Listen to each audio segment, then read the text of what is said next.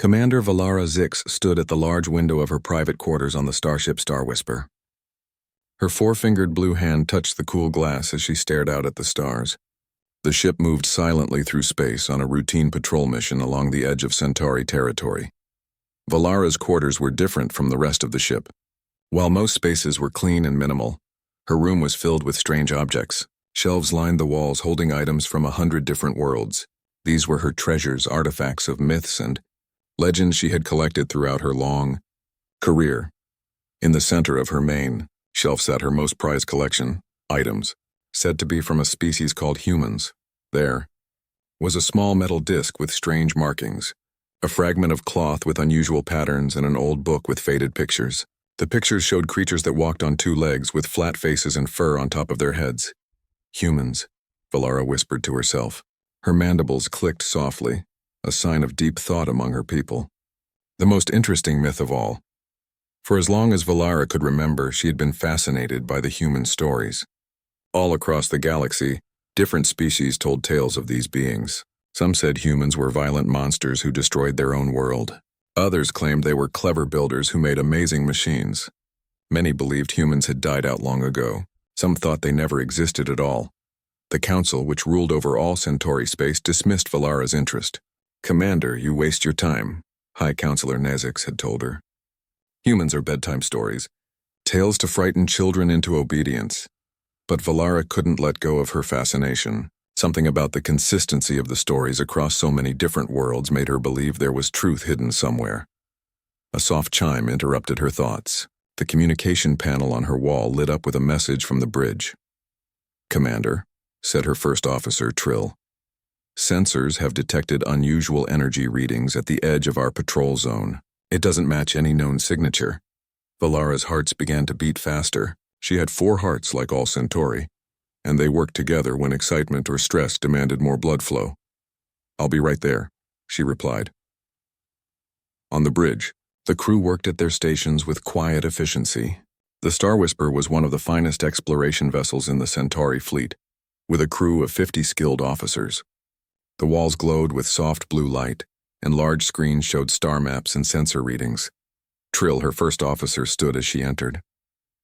His blue skin was a shade darker than Valara's, and his uniform bore the silver stripes of 20 years' service. "Report," Valara said, taking her place at the command station. "The energy signature appeared approximately 30 minutes ago," Trill explained, bringing up the data on the main screen. "It's unlike anything in our database. There was a surge of radiation consistent with weapons fire, followed by a rapid decay of the signal." "A battle?" Valara asked. "Possibly. Or a ship malfunction. We're still too far away to tell." Valara studied the readings. This was unusual. This sector was typically empty, with no known inhabited systems nearby. Pirates occasionally ventured into these areas, but they rarely engaged in large conflicts that would produce this kind of energy signature. "Set course to investigate," she ordered. "Standard approach protocols. Alert the science team to prepare for possible debris analysis." "Commander," Trill said hesitantly, "this is outside our assigned patrol route. Protocol suggests we should report this to Fleet Command and await instructions." Valara considered this. Trill was right, of course. The proper procedure would be to send the data back to Centauri Prime and wait for orders. But that could take days, and by then, whatever was out there might be gone. "Log the deviation in my authorization," she decided. "We'll investigate directly. If it's nothing of interest, we'll resume our patrol. If it's significant, the delay in reporting will be justified." Trill nodded and relayed the orders. The Star Whisper changed course, its powerful engines humming as it accelerated toward the mysterious energy signature. 6 hours later, they arrived at the coordinates. The bridge was silent as the main screen displayed what the sensors had found. "Debris field," Trill reported. "Approximately 3 square kilometers. Metal fragments, radiation traces consistent with weapon discharge. There was definitely a battle here." Valara leaned forward. "Can you identify the ship design or technology?" The science officer, Nalar, worked quickly at her station. "It's not matching any known configuration in our database, Commander. Not Centauri, not Arcturian, not Draconian. Nothing we've encountered before." Excitement tingled along Valara's spine. "Magnify the largest fragments." The screen changed to show a piece of metal plating. There were markings on it, symbols that Valara had seen before but not on any living spacecraft. She rose from her chair and moved closer to the screen, her 4 hearts now pounding in perfect sync. "Those symbols," she whispered, "you recognize them?" Trill asked. Valara turned to face her crew. "They match descriptions in ancient texts, and they match the markings on artifacts in my collection." She paused, hardly believing what she was about to say. "They're consistent with what we believe to be human writing." A murmur went through the bridge crew. Some looked skeptical, others curious. Humans were legends, stories told across many worlds but never confirmed to exist in modern times. "Commander," Nilar interrupted, her voice urgent. "Sensors are detecting a small vessel among the debris. It appears to be intact, possibly an escape pod. There are life signs aboard, faint but present." Valara's mandibles clicked rapidly. "Bring it into Docking Bay 3. Full quarantine protocols. Alert Dr. Leora to prepare the medical bay for a possible unknown species." As the crew rushed to follow her orders, Valara returned to her station. If she was right, if this truly was evidence of humans, her life's work would finally be validated. The myths she had chased across the stars might finally become reality. "Commander," Trill said quietly, coming to stand beside her. "If this is what you think it is, I know," Valara replied. "Everything changes." 3 hours later, Valara stood in the observation room above the medical bay. Through the transparent wall, she could see Dr. Leora and her team working on the unconscious form they had recovered from the small vessel. The creature lay on an examination table, connected to monitoring equipment adjusted to accommodate its unknown biology. Its skin was a pale pinkish color, so different from the blue tones of Centauri flesh. It had reddish-brown fur on top of its head, and its face was flat with a protruding nose and small rounded ears. Its body was bilateral and symmetrical, with 2 arms and 2 legs just like in the ancient drawings. A human, Dr. Leora confirmed over the communication system. Female, based on anatomy consistent with records. Unconscious but stable. Her physiology is remarkable. She's built for a high-gravity world with dense muscular structure and an internal skeleton made of calcium. Valara could hardly believe what she was seeing. After all these years of searching, of collecting stories and artifacts, of being mocked for her obsession, a living human was aboard her ship. "Keep this quiet," she ordered. "No communications about this to anyone outside this ship. I want to be notified the moment she wakes up." As Valara watched the sleeping human, she wondered what stories this creature might tell. Did humans believe the Centauri were myths too? What would happen when their myths stared each other down? She had no way of knowing that this discovery would soon plunge her ship into the middle of a war that had been hidden for centuries. Or that the human sleeping peacefully below would change everything she thought she knew about the galaxy and her place in it. 3 solar cycles passed while the human remained unconscious in the medical bay. Dr. Leora worked tirelessly, studying the strange biology of their visitor and making sure the life support systems were properly calibrated for her needs. "Her cells are fascinating," Dr. Leora told Valara during one of their regular briefings. "They repair themselves quickly. The injuries she sustained are healing at a remarkable rate." Valara spent hours in the observation room, watching the sleeping human. She had brought several artifacts from her collection to compare with the items recovered from the small vessel. The matches were undeniable. "What do we know about the vessel she was in?" Valara asked Trill, who had joined her. "It's a small craft designed for 1 or 2 occupants," Trill explained. "An escape pod, but with some defensive capabilities. The technology is advanced, not more advanced than ours, but different. They solve problems in ways we wouldn't think of. And the markings? Definitely match the symbols in your collection. Our linguists are working on it, but the computer is having trouble establishing translation parameters without hearing the spoken language." Valara nodded. "And the debris field? Based on the pattern and composition, it appears a larger vessel was destroyed. Likely the human ship. The weapon signatures suggest draconian technology. This worried Valara. The Draconian Imperium was the most aggressive power in this part of the galaxy. If they were hunting humans, there must be a reason. "Has Fleet Command responded to our report?" she asked. Trill shifted uncomfortably. "Yes, Commander. They've ordered us to return to Centauri Prime immediately. They want the human and all recovered artifacts transferred to Central Research upon arrival." Valara's mandibles clicked in frustration. She had expected this. The Council would want to take control of the situation. They always did when faced with something new and potentially threatening. Acknowledge the order, she said. Set course for home. But not too quickly, Trill. I want time to speak with her if she wakes. Understood, Commander. Later that night, as Valara worked in her quarters, logging all the evidence they had gathered, the communication panel chimed. Commander, Dr. Leora's voice was urgent. The human is waking up. Valara hurried to the medical bay. She entered the observation room and dismissed the other officers present. She wanted to handle this first contact personally. Below in the medical chamber, the human's eyes were open. They were a striking blue color, like the twin moons of Centauri Prime.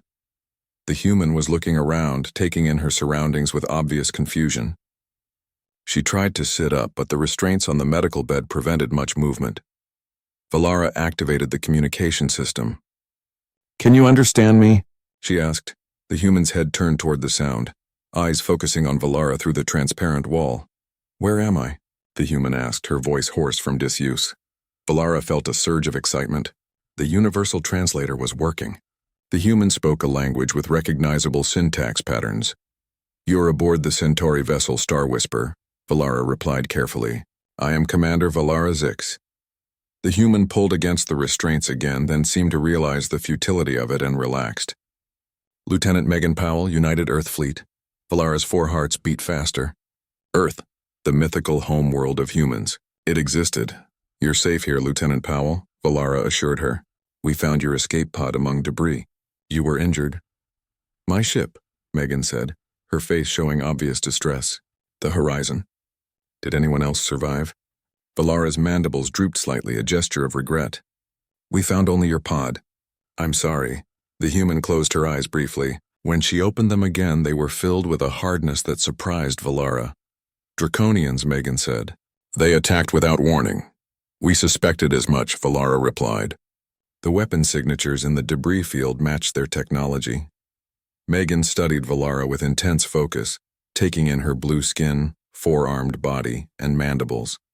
So you're real too, she said finally. You thought we were myths?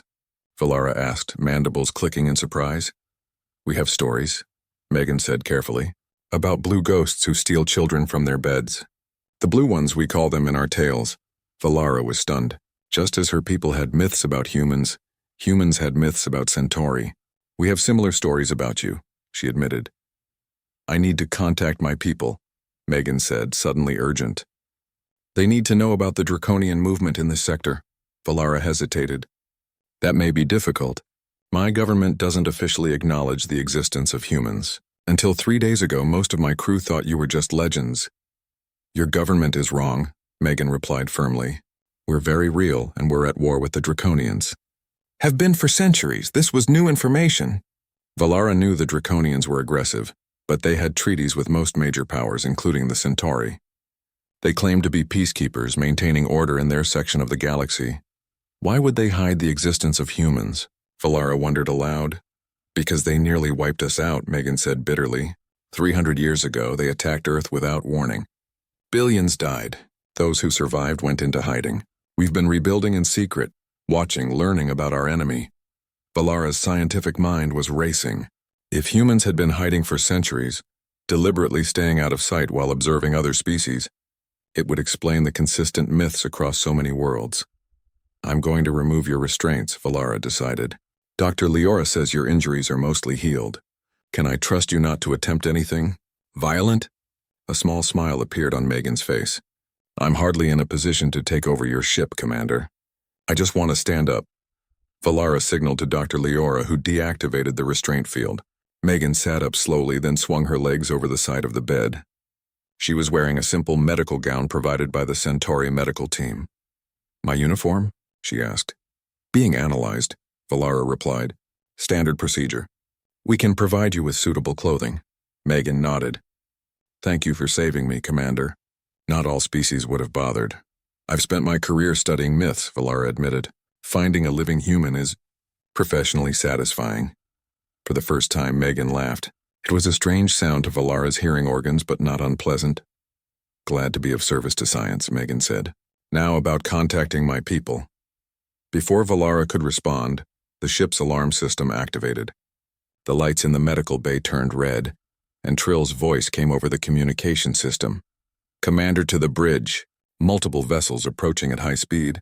Draconian signatures. Valara's mandibles clicked rapidly in alarm. On my way, she responded. She looked at Megan, whose face had gone hard again. They're hunting me, Megan said with certainty.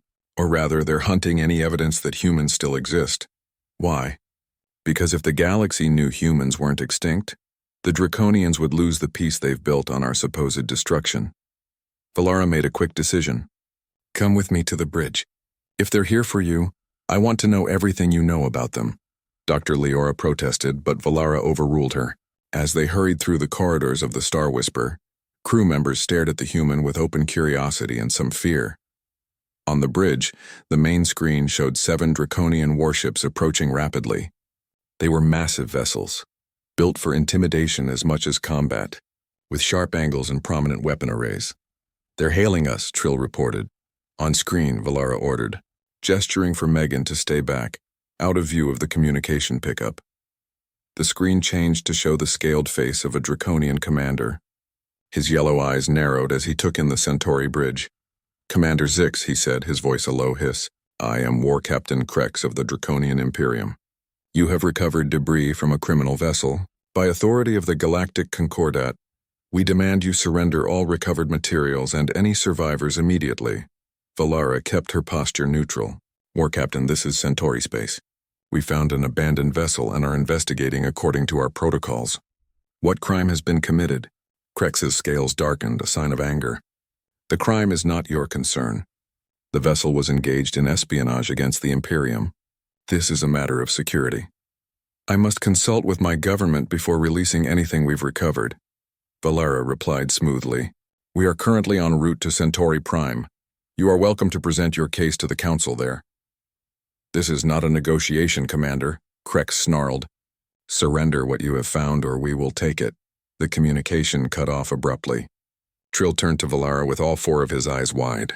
Commander, we are outmatched 7-1.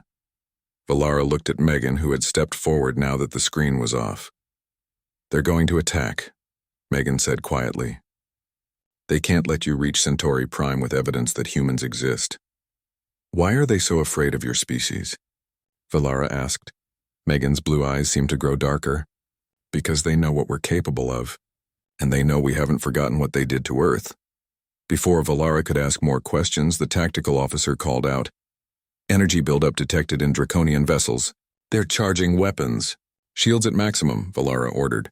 Evasive pattern Delta. Arm all defensive systems. The first Draconian blast hit the Star Whisper's shields with devastating force. The entire ship shuddered and several crew members were thrown from their stations. Shield integrity at 60%, called out the tactical officer. They're targeting our engines. Valara gripped her command chair as another blast rocked the ship. Return fire. Target their weapon systems only. The Star Whisper was not a warship. It was an exploration vessel with defensive capabilities, but it was never meant to engage multiple military craft in direct combat. We can't win this fight, Trill said quietly, standing at Valara's side. Not against 7 warships. Megan stepped forward, studying the tactical display with intense focus. You need to reach the asteroid field, she said, pointing to a dense cluster of space rocks about half a light jump away. Their larger ships won't be able to follow as easily. Valara considered this. The humans seemed to know Draconian tactics well. Helm, set course for the Kavaran asteroid field. Maximum speed. The Star Whisper turned sharply, its engines pushing to their limits as it raced toward the distant asteroids. The Draconian ships followed, firing continuously. The lead ship is gaining, Trill reported. Megan moved to the weapons station, watching over the officer's shoulder. Your targeting is too precise, she said. Draconians expect that. Fire a wide spread behind us. Not to hit them, but to force them to change course. The weapons officer looked to Valara for confirmation. She nodded. Do it. The strategy worked better than expected. The Draconian ships scattered to avoid the unpredictable fire pattern, buying the Star Whisper precious time. You know a lot about fighting Draconians, Valara observed. I've been trained since childhood, Megan replied grimly. All humans are. Another hit landed, this one more damaging than the first. The lights flickered and warning signals flashed across multiple stations. Direct hit to the engine core, the engineering officer reported. Dimensional drive is offline. We're on standard propulsion only. This was bad news. Without the dimensional drive, they couldn't make a quick escape or reach Centauri Prime in any reasonable time. How long to repair? Valara asked. Hours at minimum, Commander. Maybe days. The ship shook again as another blast struck. Valara made a quick decision. Continue to the asteroid field. We'll hide there and make repairs. Megan approached Valara's command station. Commander, I need access to your communication systems. My people have outposts in this sector. They can help. Valara's mandibles clicked with uncertainty. This human had proven helpful so far, but giving her access to ship systems was another matter entirely. Please, Megan added. I know you have no reason to trust me, but those Draconians won't stop until they've destroyed this ship and everyone on it, including me. My people can help, but I need to contact them. Another hit rocked the ship. Shields at 30%! The tactical officer called out. Do it, Valara decided. Trill, give Lieutenant Powell access to a secure communication station. Trill looked unhappy but complied, leading Megan to a secondary communication console. The human worked quickly, her fingers flying over the unfamiliar controls as she adapted to the Centauri interface. I need parts for my escape pod, she said after a moment. Your communication frequency range is different from ours. I'll have to modify your system to reach my people. Trill, escort her to the engineering lab, Valara ordered. Get her whatever she needs. As they left the bridge, the Star Whisper finally reached the edge of the asteroid field. The helmsman guided the ship carefully between the massive space rocks, using them as shields against the pursuing Draconians. The larger ships are holding back, the sensor officer reported, but 3 smaller vessels are still in pursuit. For the next hour, the Star Whisper played a dangerous game of hide-and-seek among the asteroids. The Draconian ships were more maneuverable than expected, and the damage to the Star Whisper's engines made it less responsive than usual. Valara was considering her increasingly limited options when Trill and Megan returned to the bridge. We've modified the communication array, Megan reported. If my people are out there, they'll hear us now. And if they're not? Valara asked. Megan's expression was grim. Then we need a better plan. Valara gestured to the communication station. Send your message. Megan sat at the console and began to work. Instead of using the standard voice transmission, she input a series of code patterns. They appeared as meaningless strings of data on the screen, but Valara suspected they contained encrypted information about their location and situation. Now we wait, Megan said after sending the signal. They didn't have to wait long. One of the pursuing Draconian ships found them, emerging from behind a large asteroid and opening fire immediately. Evasive action, Valara ordered. The Star Whisper banked hard, but not quickly enough. A direct hit to the already damaged engine section sent systems across the ship into failure mode. Multiple hull breaches on decks 5 through 8, Trill reported. Emergency force fields engaged, but we're losing power. Evacuate those decks, Valara commanded. Redirect all remaining power to shields and life support. The tactical display showed the other 2 Draconian pursuit ships converging on their position, while the 4 larger warships held their position at the edge of the asteroid field. They're boxing us in, Megan observed. Standard Draconian hunting formation. Valara realized they were running out of options. The Star Whisper was critically damaged and they were outnumbered and outgunned. Even if they could repair the dimensional drive, they wouldn't have time before the Draconians destroyed them. Commander, Megan said quietly, coming to stand beside Valara's chair. If my people don't respond soon, you should consider surrendering. Valara's mandibles clicked in surprise. Surrender? You just said the Draconians would destroy us all. They want me and any evidence of humans, Megan explained. Tell them you'll hand me over. When they board, I can take a few of them with me at least. You're suggesting sacrificing yourself, Valara said. Megan's blue eyes were steady. 1 life to save 50. It's an easy calculation. And a useless one, Valara replied firmly. If these Draconians are hunting humans to keep their existence secret, they won't leave witnesses. My crew would still die. Before Megan could respond, the communication officer called out, Commander, I'm detecting multiple small energy signatures within the asteroid field. They're not Draconian. The tactical display updated, showing several tiny blips appearing among the asteroids. They were small, barely registering on sensors, but they were moving with purpose, converging toward the Star Whisper's position. Those are human vessels, Megan said, a smile spreading across her face for the first time since she'd awakened. Stealth fighters. They were hiding in the field all along. Valara watched in amazement as the small vessels suddenly accelerated, moving at incredible speeds despite their size. They swarmed the nearest Draconian ship, firing weapons that seemed to bypass shields entirely. How are they doing that? Trill asked, staring at the display. Adapted technology, Megan explained. We've had centuries to study Draconian shields. We know exactly what frequencies they can't block. The first Draconian pursuit ship exploded in a brilliant flash. The other two immediately changed course, trying to regroup, but the human vessels were too quick. They darted between asteroids, attacking from multiple angles, then disappearing again. Your people are impressive fighters, Valara observed. We've had to be, Megan replied. When you're outnumbered, you learn to fight smarter. The communication panel chimed. Incoming transmission, the officer reported. It matches Lieutenant Powell's signal pattern. Put it through, Valara ordered. A human face appeared on the screen, darker skinned than Megan, with short black hair and eyes that seemed to evaluate everything they saw. Lieutenant Powell, the woman said. Good to see you alive. Captain Kira, Megan replied with obvious relief. Your timing is perfect. Always is, Captain Kira said with a quick smile that reminded Valara of Megan's. We picked up your emergency beacon 3 days ago, but had to be careful about approaching. Draconians have been swarming this sector since they hit the horizon. The rest of my crew? Megan asked, her voice tight. Captain Kira's expression became somber. We found 2 other pods, 6 survivors total. They're safe at Outpost 7. Megan closed her eyes briefly, absorbing what must have been devastating news. When she opened them again, her focus was back. Captain, this is Commander Valara Zix of the Centauri exploration vessel Star Whisper, she said, gesturing to Valara. She rescued me. Now her ship is damaged and her crew in danger because of it. Captain Kira's gaze shifted to Valara, studying her with open curiosity. A Centauri, huh? Thought your people believed we were myths? I'm revising that belief rapidly, Valara replied. A small laugh escaped Captain Kira. Fair enough. What's your status, Commander?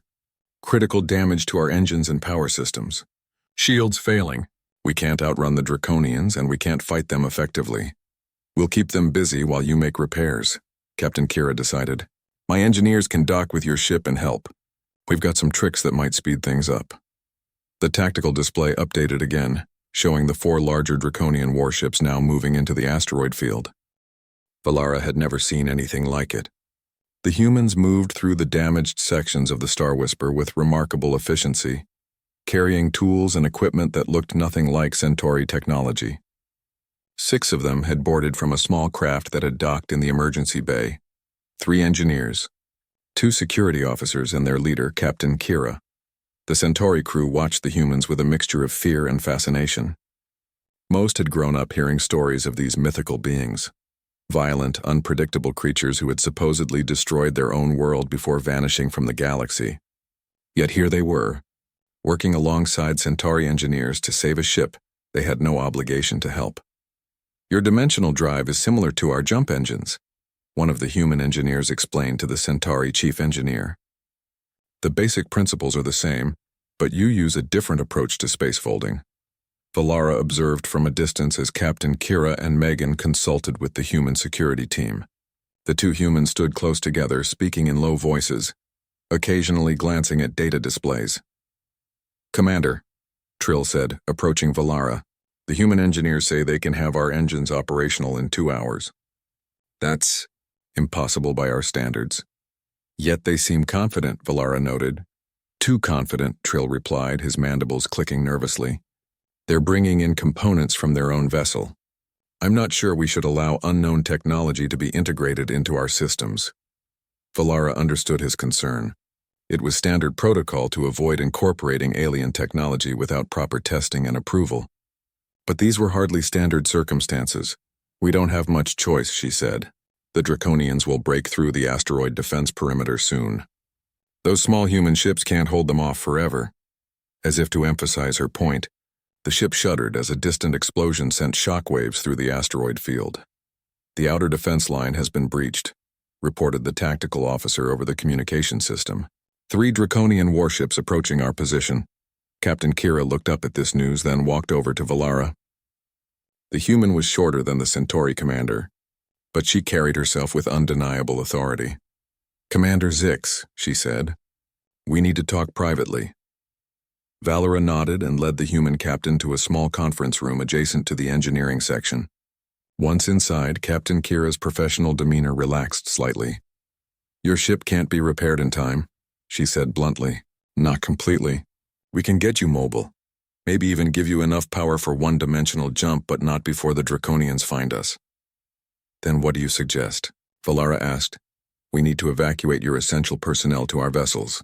We can scatter through the asteroid field and rendezvous at one of our outposts." Valera's mandibles clicked in distress. "Abandon the Star Whisper? This ship has been my home for 15 cycles. "It's that or lose your crew," Captain Kira said firmly. "The Draconians don't take prisoners, especially not when they're trying to keep our existence a secret." Valera paced the small room, considering their options. "How many can your vessels transport?" "Between all our ships?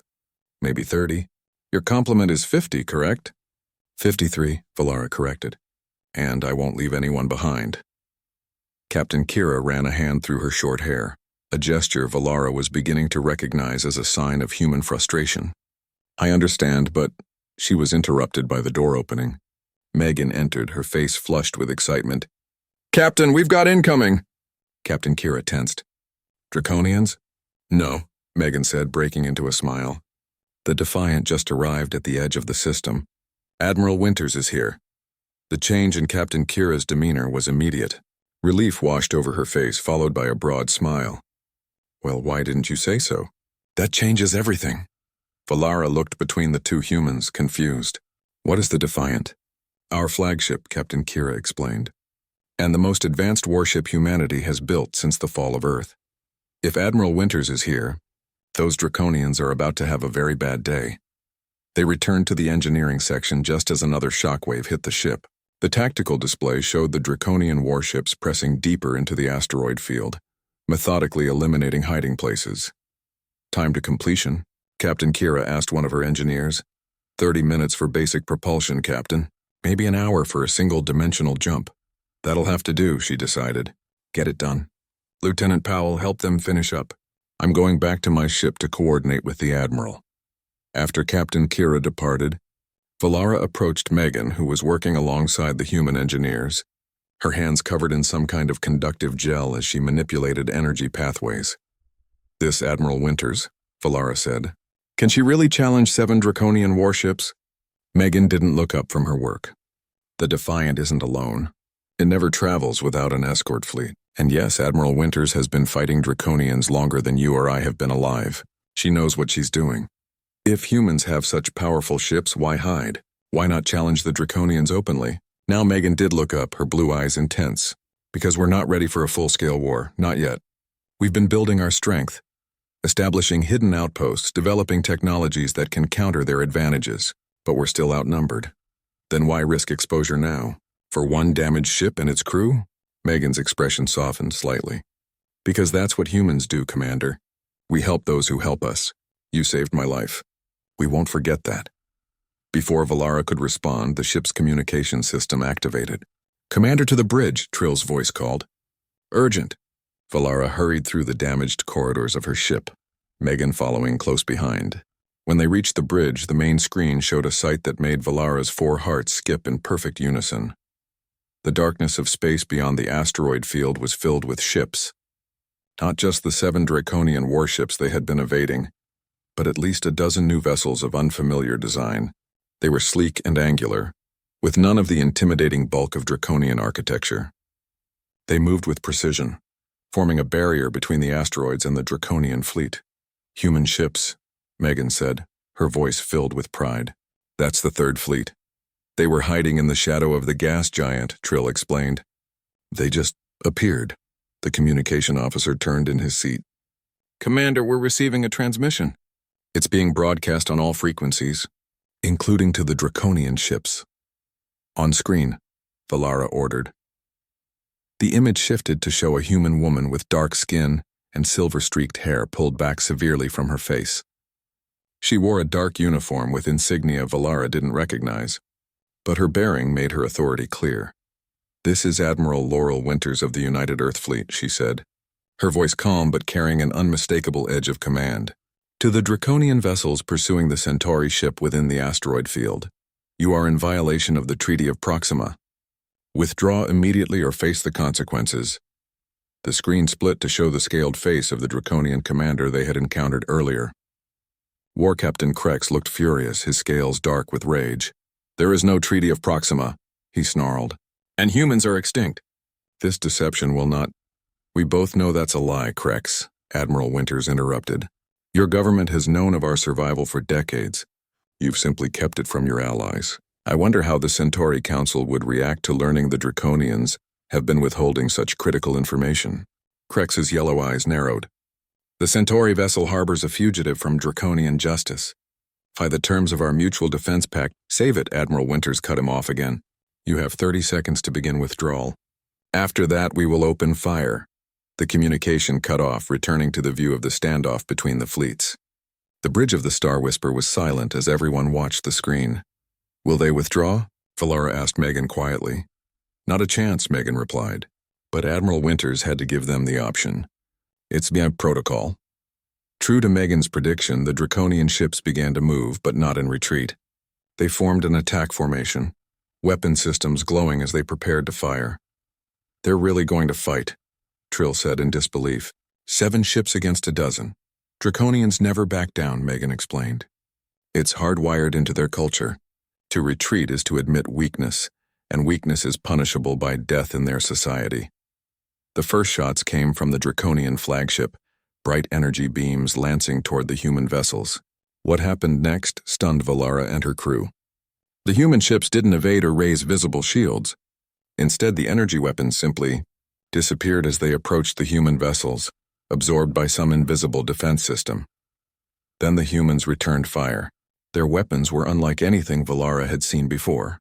Not energy beams or plasma torpedoes, but something that seemed to bend space itself around the targets. Where they struck, Draconian shields failed instantly, and hull plating crumpled as if crushed by an invisible hand. "Graviton weapons," Megan explained, seeing Valara's shock. "They create localized gravity distortions. No shield can stop them because they don't block the actual weapon. They distort space itself."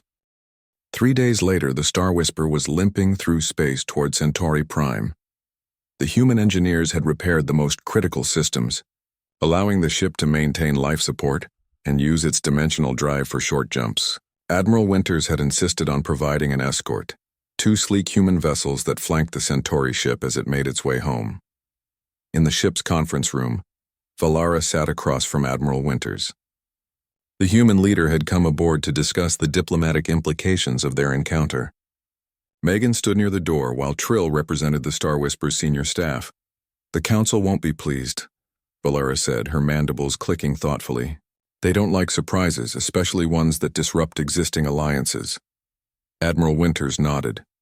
Her silver-streaked hair was pulled back tightly, emphasizing her sharp facial features. "The Draconians have maintained treaties with most major powers by positioning themselves as peacekeepers. It's an effective cover for their true agenda." "Which is?" Trill asked. "Galactic dominance," Megan answered from her position by the door. "They believe they're the only species worthy of ruling. All others are meant to serve or be eliminated. But they haven't acted on this belief," Valara pointed out. "They've maintained peaceful relations with the Centauri for generations." Admiral Winters leaned forward. "Because they're patient. They move slowly, carefully. They eliminate threats one by one, always with justification that seems reasonable to others. 300 years ago, they claimed humans were developing weapons that threatened galactic peace. They rallied other species to their cause and attacked Earth without warning.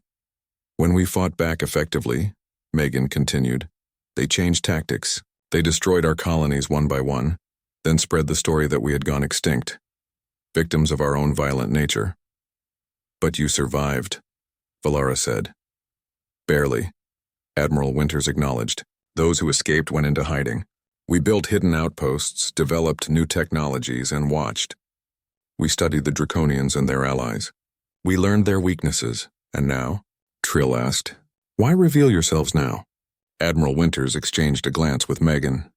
"Because we've detected increased Draconian activity in sectors they previously ignored. They're preparing for something big. We believe they're finally ready to move against the Arcturians." This caught Valara's attention.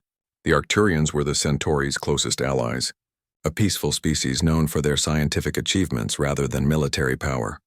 The Arcturians pose no threat to anyone, she said. Exactly, Admiral Winters replied. They're scientists, philosophers, healers, and they possess the largest repository of ancient knowledge in the galaxy. The Draconians want that knowledge, and they know the Arcturians won't use it to develop weapons or defenses. An easy target, Trill observed. Precisely, Megan agreed.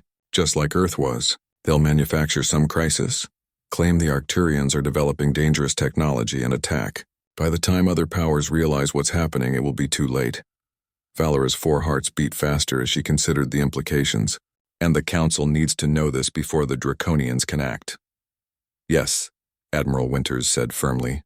But more than that, we're proposing an alliance. Humans, Centauri, and Arcturians standing together against Draconian expansion. The Council will be skeptical, Valara warned. They'll want proof of these claims. Admiral Winters smiled. It was a small expression, but it transformed her stern face. That's why I'm sending you home with more than just this information, Commander. I'm sending evidence, centuries of it, records of Draconian attacks on human outposts, intercepted communications detailing their plans, analysis of their military movements. And I'll be going with you, Megan added. As a living representative of humanity, Valara clicked her mandibles in surprise. You're willing to place yourself in the hands of a government that until recently thought your species was mythical? It's a calculated risk, Megan replied, but a necessary one. The meeting continued for several hours as they discussed strategy for approaching the Council. When they finally adjourned, Admiral Winters returned to her ship, leaving Megan aboard the Star Whisper. Later that evening, Valara found Megan in the observation lounge, staring out at the stars. The human's reflection in the transparent wall showed a pensive expression. Troubled thoughts? Valara asked, moving to stand beside her. Just wondering if we're doing the right thing, Megan admitted. For centuries we've survived by staying hidden. Now we're deliberately stepping into the light. You doubt the Admiral's decision? Megan shook her head. No, she's right that we can't hide forever. The Draconians won't stop hunting us, and they won't stop expanding their influence. I'm just concerned about the response from other species. Like mine, Valara said. Yes. Humans in your stories are monsters, Commander. What happens when the Council discovers the monsters are real and want an alliance? Valara considered this. In our oldest myths, humans are indeed portrayed as violent, unpredictable creatures. But myths evolve. In more recent stories, humans are clever builders, innovative thinkers. She paused. In some tales, they're even heroes who sacrifice themselves for others. And which version do you believe? Megan asked, turning to face her. I believe myths contain elements of truth, but rarely the whole truth, Valara replied. I've seen you fight. I've seen you protect. I've seen you build and repair. You're complex like any sentient species. Megan smiled slightly. That's a diplomatic answer. I'm practicing for the Council, Valara said, her mandibles clicking in amusement. They stood in comfortable silence for a while, watching the stars streak by as the ship moved through dimensional space. There's something I don't understand, Valara said finally. If humans have been hiding all this time, how did you learn our languages? How did you know so much about Centauri technology? Megan hesitated before answering. We've been watching, learning. For centuries, we've had observers studying other species, gathering information. Spies, Valara said bluntly. Anthropologists, Megan corrected. We needed to understand the galaxy we were hiding in. We needed to know who might be allies and who would turn us over to the Draconians. And what did you determine about the Centauri? That you're curious, that you value knowledge for its own sake, that you're willing to revise your beliefs when presented with new evidence. Megan smiled. You collect myths, Commander. That suggests an open mind.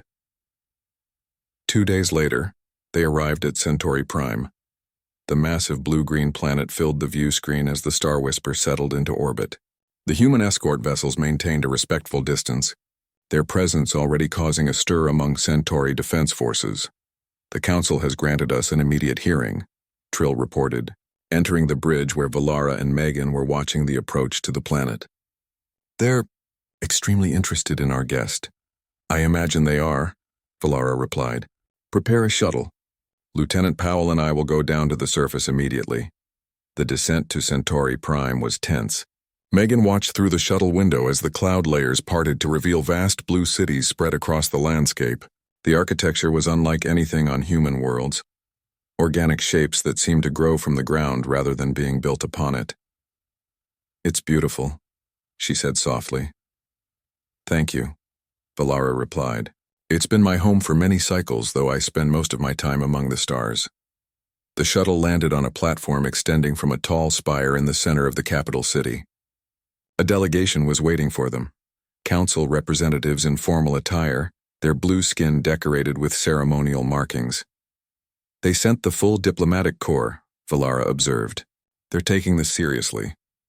"Good," Megan said, straightening her uniform. Admiral Winters had provided her with a formal United Earth Fleet dress uniform for this occasion. "Let's not keep them waiting." The council chamber was a vast circular room with tiered seating rising high above the central floor. Hundreds of Centauri officials and observers filled the seats, their clicking mandibles creating a constant background sound of excitement and curiosity. High Counselor Nezix, the same official who had once dismissed Valara's interest in human myths, now stood to address the chamber. Commander Valara Zix, his voice echoed through the space. "You have returned from your mission with unexpected findings." Valara stepped forward, her posture formal. "High Counselor, esteemed members of the Council, I present to you Lieutenant Megan Powell of the United Earth Fleet, a representative of humanity." A wave of clicking mandibles swept through the chamber as Megan stepped forward to stand beside Valara. She held herself tall, meeting the gaze of the High Counselor without flinching.